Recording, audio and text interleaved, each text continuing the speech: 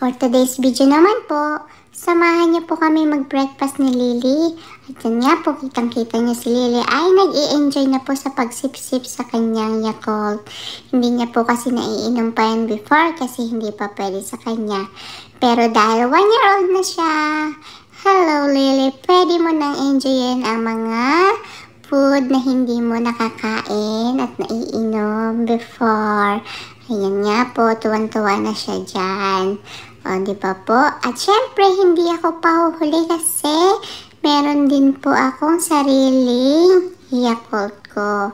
Kagigising ko nga lang po niyan, kaya yung mga mata ko po ay may bakas pa ng pagtulog. At yung Yakult namin, syempre, samahan natin ng muffin at donut. Pero hindi naman po kami masyadong nagbe-breakfast pag umaga, kaya ganyan-ganyan lang po. Kasi late na rin po kami nagigising. At pagkatapos po tumambay kami dito sa kama at dito po kami naglaro ngayon. O diba po, sipa-sipa ni Lily yung mga buhok-buhok ko. Ayan, tuwan-tuwa siya kasi para siyang nahuli ng mga buhok kong buhol-buhol. O, diba po? At saka tinuruan ako ni Mami kumanta. Kasi dapat daw po matutunan ko yung kantang yun. Kasi isa daw po akong pure Filipino.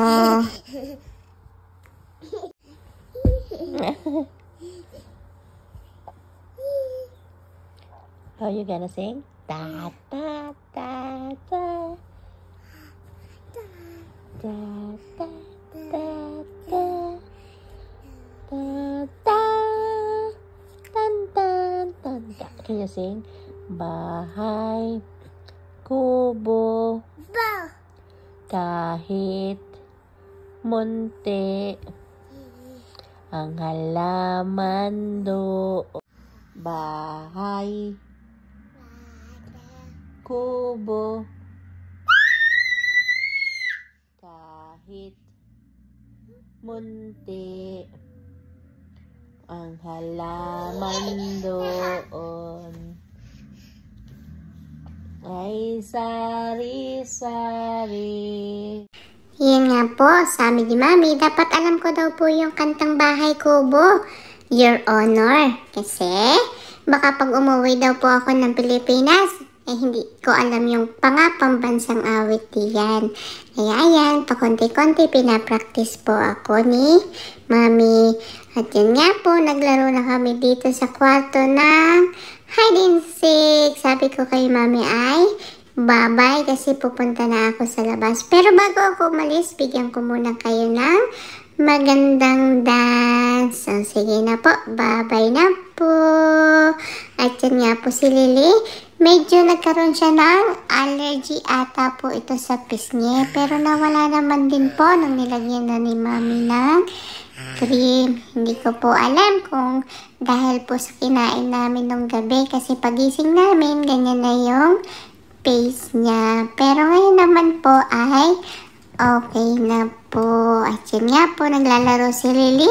At napansin niya, nagkalat siya ng milk. Kaya pinupunasan niya bago makita ni Mami yung mga kalat niya. O, diba? Kasi baka mapagalitan siya, kaya inunahan na niya. Niligpit na niya yung mga kalat niya.